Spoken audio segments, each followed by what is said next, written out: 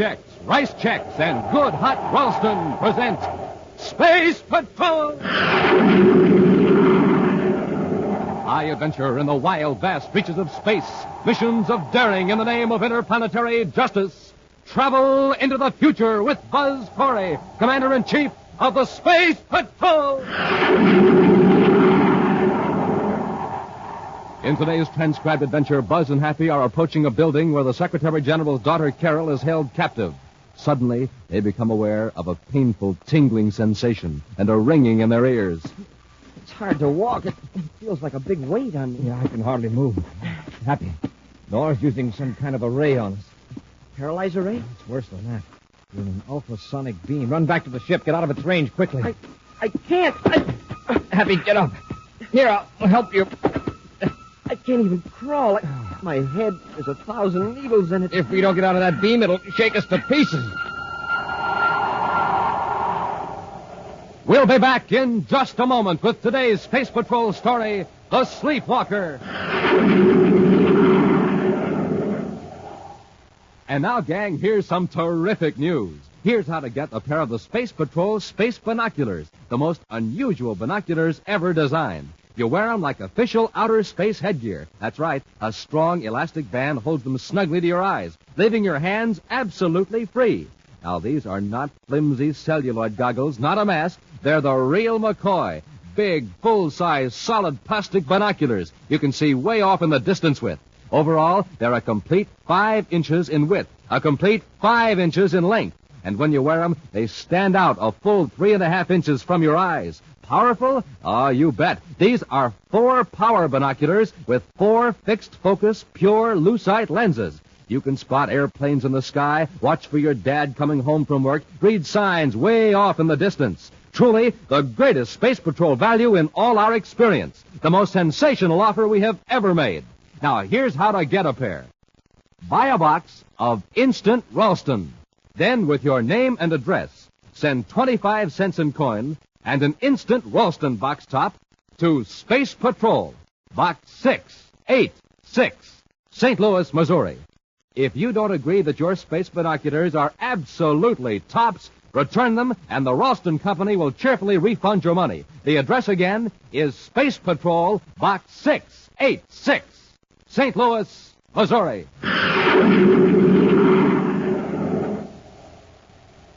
2 hours ago, in the Neptune City office of Interplanetary Transport Service, a small white light on a control panel flickered and changed to red. A few seconds later, the traffic supervisor of the big private passenger service clicked on his spaceophone. Space Patrol Search Command. This is the Interplanetary Transport Service Neptune office. Our ITS passenger ship N157 is overdue on 2 quarter-hour message-to-base reports. This ship last reported at 17:45 Universal Star Time on regular Terra-Neptune space lane, 900,000 DUs out of Neptune, and has not reported to Space Control Terra. This office requests... Within minutes, Space Patrol Search Command ships fanned out from Neptune, sensitive viewscopes scanning space for the missing passenger ship. 90 minutes later, in Commander Corey's central office on Terra, Cadet Happy sits before a spaceophone, tensely waiting a report from Neptune. Happy. Nothing new so far, sir. Cut down the amplifier. Right. I've just got a report from the Communications Center from the Space Patrol Search Unit. They found the N157 out beyond the Neptune orbit. What was wrong, Commander? Passengers and crew had been mysteriously put to sleep. Sleep? Why? Cover a robbery, it seemed. Well, was the thief still aboard? No, we don't know yet. Chances are he was working with a Confederate who met the passenger ship out in space and took the thief aboard. But we know what's missing. One of the passengers who was the first to revive is making quite a disturbance about it. Can't say that I blame him. He lost 500,000 credits. 500,000? Wow. Well, that's partly his own fault. He had them packed in an ordinary suitcase and didn't even ask for a guard. Well, why in the universe was he carrying that much money around? He's a space construction contractor named Reese Bixby.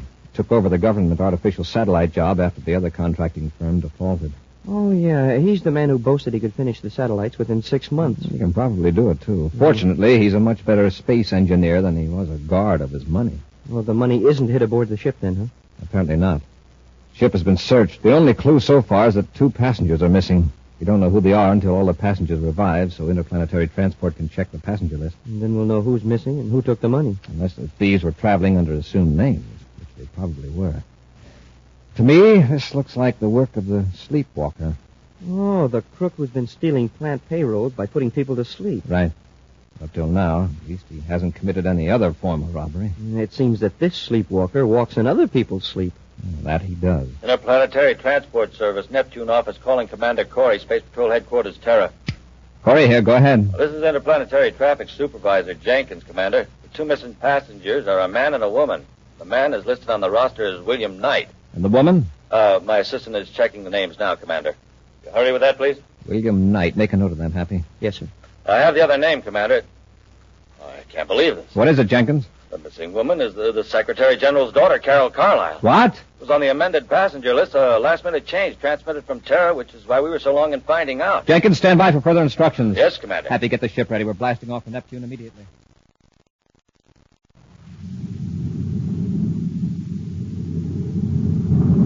I wish we'd get a report from the Neptune Search Command, sir. Well, by this time, the other ship could be thousands of DUs away, Hap. And we haven't the slightest idea of what kind of ship to look for. Carol shouldn't have made a trip without notifying the Space Patrol. Carol calling Camp Commander Corey. Carol calling Commander On the Corey. miniature spaceophone channel. Carol, thank goodness you're safe. Oh, Buzz. I was taken off of a passenger ship inside the Neptune orbit. Yes, we know that. Happy and I are headed for Neptune now. Where are you? In the aft compartment of a private cruiser, Class C. Do you know the registry number? Yes, it's PCV-85. I got a look at it when it joined airlocks with the passenger ship. Then you weren't affected by the sleep gas. No, I was in my compartment. When I came out, a man grabbed me and forced me to the other ship. Well, what man? What's his name? Well, he was one of the passengers. His partner calls him Woody. Woody Knorr. Who's his partner? He was piloting the private cruiser. His name is Bob Morgan. You know where they're taking you? No, all I know is someone's coming. Hide your miniature spaceophone, Carol, but leave it on. Corey out. I've changed vector toward their position, sir. Good, Happy. Increase our acceleration to 4G.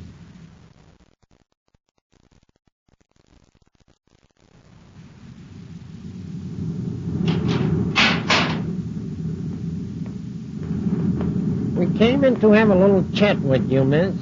What's your name? You mean you don't know? Why should we? It was the money we were after. Yeah, it's too bad you weren't in a lounge with the rest of the passengers.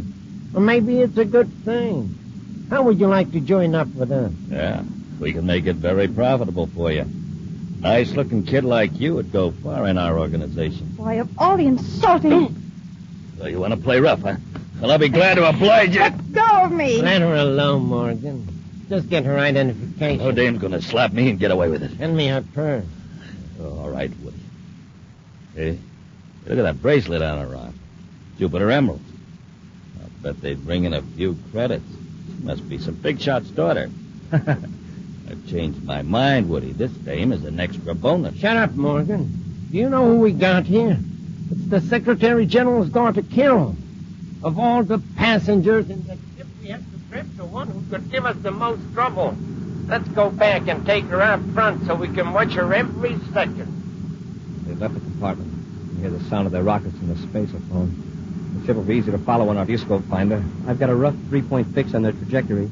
If they keep on that vector, it'll bring them close to Venus. Better cut down the distance between their ship and ours. If we don't get them in the viewscope before they land and cut their rockets, we'll lose them.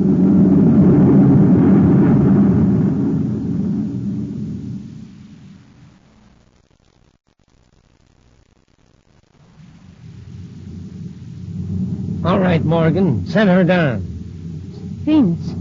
By the looks of the landscape, we're near the Southwest Sea, close to the Tycho Mountains. That's right, Miss Carlisle. Nobody will ever find this hideout. Cut your rockets, Morgan, and don't overshoot the rocket port.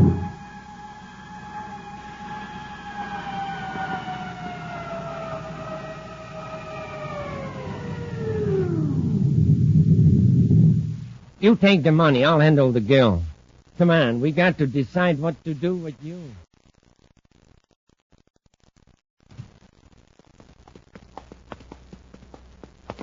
All right. Just sit down and relax, miss. Yeah, you can watch us count the money. We got to reach a decision and right away. What do you suggest? Well, we can't keep her here, and we can't turn her loose. She knows too much. Well, there's only one thing. Do away with it. Yeah. But so far, we never had to resort to anything so drastic. That's our own fault. My fault.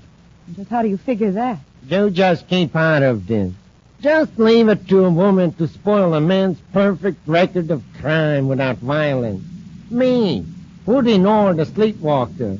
I pulled off dozens of robberies and never even had to slug anybody. I've got it. You can take some of this money and hire somebody else to take care of it. Morgan, if you know code of ethics, the principle is the same. F. Hey, listen. Spaceship. It's a space patrol ship. It's Terra 5, Commander Corey's ship. Blast him. How did he train us here? What are we going to do? Take it easy. I'll turn on the ultrasonic beam. What will that do? Just watch. I got a scanning device on the roof. It revolves slowly. And when a beam is interrupted by a moving object, ultrasonic waves are focused on it.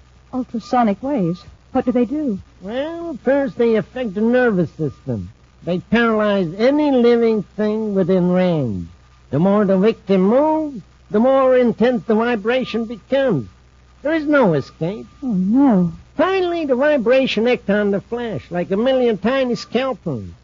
I won't use it, except that I'm forced to in self-defense. Stop showing how much you know. Let's get this over with. All right, come to the window if you'd like to.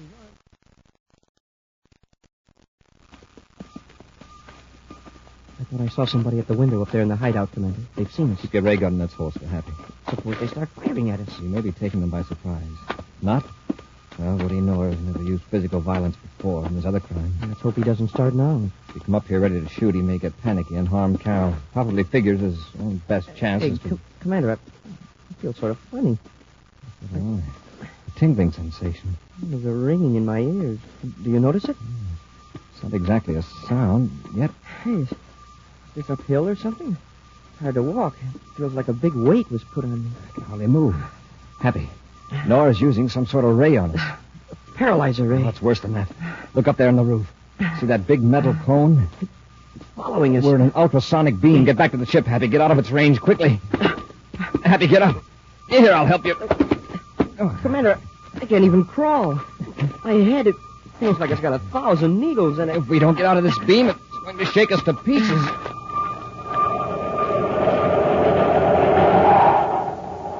We'll be back with Space Patrol in just a moment. Say, gang, listen to this. Poor old motor. It's got nothing to go on but ordinary fuel. I say, but listen to this.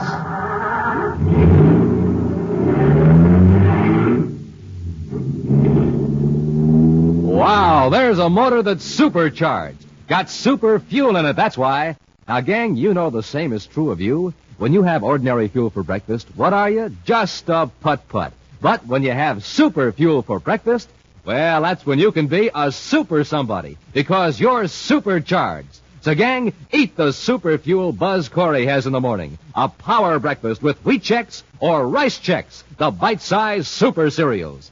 Good? Ah, wait till you try them. The swellest tasting cereals in the universe. And the only cereals in the universe with that modern bite-sized design. So don't be a putt-putt. Be a super somebody. Eat a breakfast that supercharges you. A power breakfast with the super cereals Rice Chex and Wheat Chex.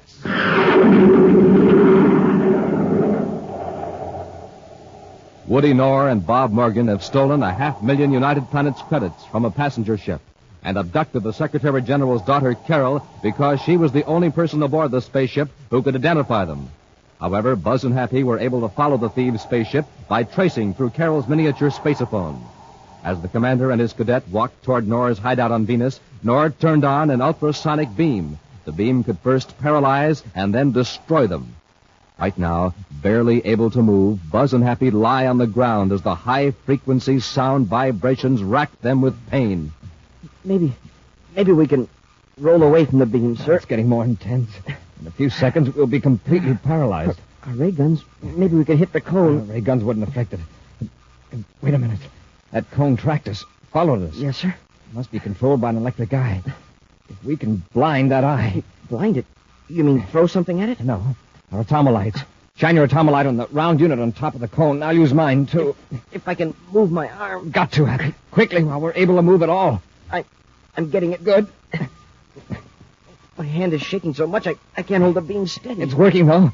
My beam's in focus. I've got it, sir. The cone's turning all around, back and forth and up and down. We've confused it. Keep your atomo light on it, though. It'll find us again. Can you get up, Happy? Pretty shaky, but I'll try it. Keep your light steady. That's it. Wow. I'm as wobbly as a burned-out rocket. Come on. We've got to get in there before Nora thinks up something else. This time we won't hesitate to use our ray gun. They're getting up. You might as well give up. Buzz and Happy are more than a match for you two. Shut up. We're not through yet. Morgan, you hold him off. I'll take the girl and the money. We'll slip out the back way. Oh, sure. Leave me to face the music alone. Nothing doing. Well, we both can't get away. And if I have the girl, I can force Corey to let you go. How do I know you'll do it? Don't argue, you fool. Corey and the cadet are pretty shaky from the sonic beams. You can handle them. I'll take Corey's ship, and when you get out, you take mine. There they are. Hold them off. All right, miss, let's go. Come on. Stop it. Let go of me. That's it. Come on. Oh. Hey, Woody, you got a ray gun. Now, use that iron bar and lock your door behind Once more, Happy. That did it. Wow, I'm so weak I can hardly stand. I think easy, Hap. They're probably hiding down this hallway. I think I hear somebody in this room, sir. I'll open the door. You cover me from the side. Yes, sir. Empty. Try the next one. Now, Happy, I'll continue searching the house. You go out and see if there's a back door. They may try to sneak. Smoking rockets, we're too late. They made it to their ship. Their ship, nothing. Look out the window. Terra 5. They took our ship. Then we'll take theirs. I don't think you will. Commander, look out! Why, you... Give me that bar. Stand back, cadet. Oh, shoulder. Next time it'll be your head, just like the commander got, only not so easy. All right, now take those guns. The commander's hurt bad. He'll be all right. Well, cadet, let's carry out the commander's order. Huh? You wanted to get in our ship, so pick him up. Come on, you're going to have to carry him.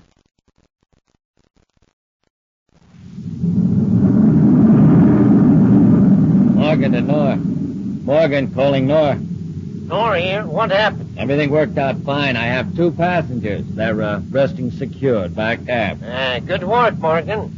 You blasted off without any difficulty then. A little. Everything's fine now. What's next? Say, if we're going to talk business, switch over to the scramble circuit. Okay. Go ahead. Well, we'll rendezvous near the uncompleted artificial satellite. What about our passengers? Well, unload yours on the satellite in spacesuits. And without the jetpack. Then I'll transfer to our ship. What about the girl? I'll leave her in Terra 5. All comfortable and secure. Except for one little thing. All right, Corey, cadet. Get into the airlock. You aren't going to drop us off in empty space. If I was going to do that, I wouldn't have shut off the rocket. When you open the outer hatch, you'll step right off onto the unfinished artificial satellite, the one swinging around Venus. What about Carol? You're going to leave her with us? She won't be far away. Now get out. Close your helmets and step out. I want to know what you're going to do with Carol. You're going to get a blast of this ray gun if you don't move. I'll tell you about Carol when you're outside the ship. There's Terra 5, sir. But why is Nora stopping it so far from the satellite? Happy, stand clear of Morgan's ship. I think he's getting ready to blast away from the space platform. That's right, Corey. Gonna pick up Nora and we'll be on our way. What about Carol? Leaving her in Terra 5, several hundred yards away. But we're leaving a time bomb in the ship with her. What good is that going to do you? Ship's destroyed, there'll be no chance of it being sighted by another ship. No one will look for you two on this unfinished space platform. Not for weeks. Why can't you give Carol a chance? Put her here with us. Wouldn't you prefer to have her go quickly instead of suffering from hunger and thirst? Besides, Nora and I like to think of you two watching, waiting for that explosion. It'll give you something to think about while you wait for your own finish. The ship is nearly out of sight, sir. Yes, the contemptible coward. And there's Terra 5. So close, and yet it might as well be several DUs away for all we can do about it. Commander, this is Woody Nor. Just a final fond word of farewell. Nora, listen. Did you really leave a bomb in our ship? Well, you just wait and see. Incidentally, I can barely hear your signal from the spacesuit transmitter. I doubt that a spaceship could hear you or reach you in time to save the girl. Oh, yeah. Don't forget to keep your magnetic boots turned on full, or you'll float off into nowhere. Goodbye, Commander. Nora. The dirty rats. We're about as far from the regular space lanes as we could be. Yeah, that's why the satellite is being built here. We only had our jetpacks. But here we are with no way of moving off this platform in a set direction. Sitting here in a scrap pile of tied-down metal, waiting for that bomb. Happy, wait a minute. It's not a scrap pile, not to us. It's rocket fuel. Rocket fuel? Why, it's just chunks of metal. There's a big broad plate of endurium. That'll serve as a space raft. Space raft? Get busy and pile some of these scraps on the plate. Well, sure, sir, but I don't get it. We're going to make a man-powered rocket. A man-powered rocket? Remember that summer on Lake Azure when you stood up in the canoe and threw a rock at a leaping fish? Do I? I went over backwards out of the canoe into the lake. Exactly. You demonstrated Sir Isaac Newton's third law of motion. For every action, there's an equal and opposite reaction. Sure. That's the principle that rockets and all spaceships operate on. Right. Spaceship moves forward because molecules of fuel are forced out of the rocket engines. This big flat endurium plate is our ship. You and I are the engines, and these chunks of metal are the fuel. Hey, I get it. We toss the chunks off our raft in the opposite direction from where we want to go. Right, let's get busy. Don't know how much time we've got left.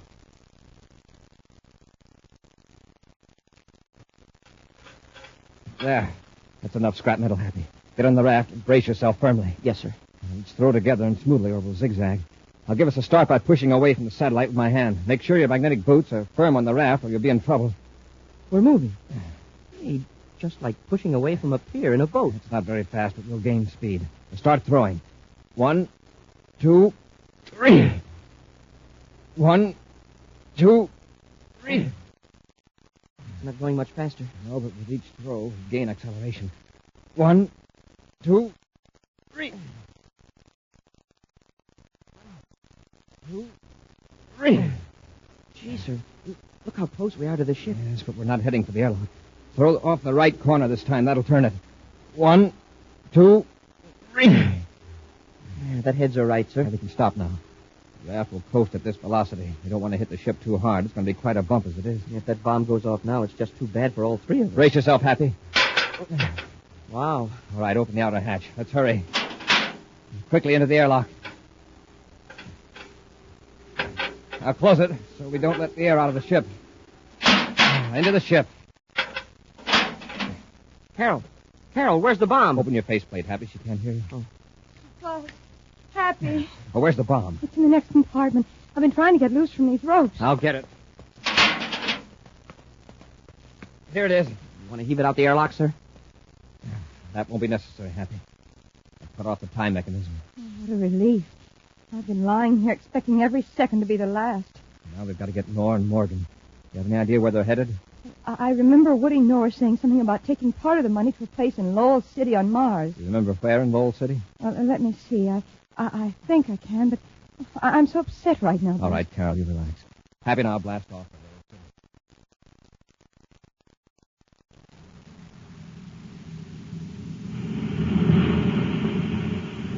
All right, pull the surface core up here, Morgan. Okay.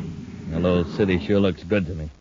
Hey, sure this guy can get rid of these credits for us without getting caught? Oh, yeah. He's got a perfect setup. He spreads the stolen credits among the bank's funds. Gives us other money for the hot stuff. Less 10% for his services. Okay, let's get out of the car. I'll bring the load. Help you with your luggage, gentlemen? Glory. Run for it, Morgan. Oh, no, you don't. Hey, let go of me. And this one's for that sonic beam. If that's a gun you're reaching for, drop it. I've got Morgan, sir. Hang on to him, Happy. Get up, Noah, on your feet. All right. Don't hit me anymore. You got off that space platform, but how? Didn't the ship explode? No. We got to the bomb about 2 minutes before it was set to go off. Somebody rescued you. It's impossible. There wasn't a ship near enough to get you in time. No living person could help you off that satellite. Yeah, you're right, Nor. No living person did. But somebody did help us. One of the greatest scientists who ever lived. A man whose name was Sir Isaac Newton.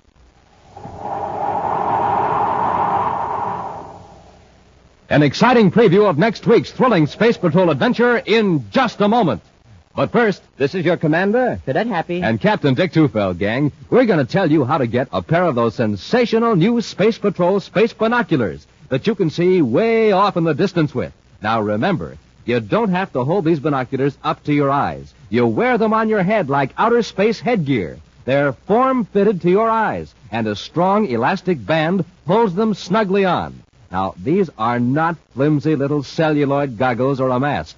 They're real, full-size, 4 power binoculars with 4 pure lucite lenses. Real binoculars 5 inches long, 5 inches wide, made out of solid black plastic with a bright red leather-like trimming. And when you wear them, these big, handsome space binoculars stand out from your eyes a full 3.5 inches. Remember, these are 4 power binoculars. This means they make objects way off in the distance look 4 times closer. You can spot airplanes in the sky, boats on the water, far-off objects on land. Your space binoculars will smallify, too. Yes, sir, when you reverse them, they make things look real little and far away. Lots of fun, right, Hap? You bet. And boy, oh boy, these binoculars have that real outer space look.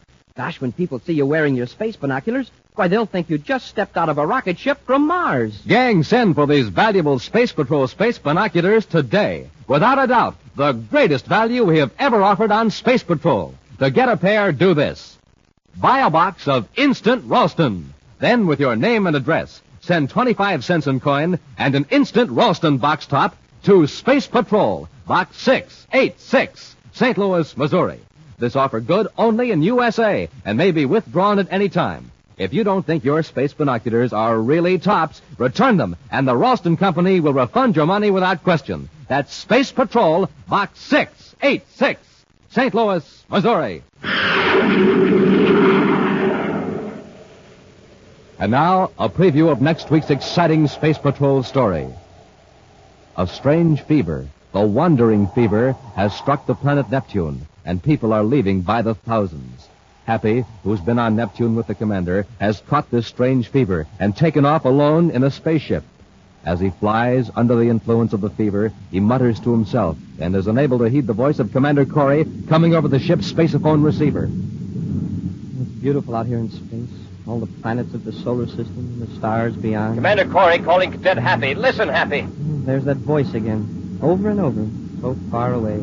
So far away. Happy, this is urgent. Listen. The ship you're flying has no landing control unit. Oh, why don't I go to Pluto? Yes. Yes, I'll head for Pluto. Happy, listen to me. You're in serious danger. If you try to land that ship, you'll crash. Be sure to be with us next Saturday for the exciting story, The Deserted Planet, when wheat checks, rice checks, and good hot Ralston again bring you Space Patrol! High adventure in the wild, vast reaches of space. Missions of daring in the name of interplanetary justice. Travel into the future with Buzz Corey, Commander-in-Chief of the Space Patrol! Space Patrol, an original Mike Moser production starring Ed Kemmer as Commander Corey and Glenn Osborne as Cadet Happy, was written by Lou Houston and directed by Larry Robertson. Other players were Ken Mayer, Virginia Hewitt, and Bela Kovac. Dick Tufeld speaking. Now, don't forget to tune in next Saturday and every Saturday when wheat checks, rice checks, and good hot Ralston again presents the new exciting Space Patrol! And be sure to see another exciting Space Patrol program on your local ABC TV station. Consult your paper for time and channel. Space Patrol comes to you transcribed from Hollywood. This is ABC Radio Network.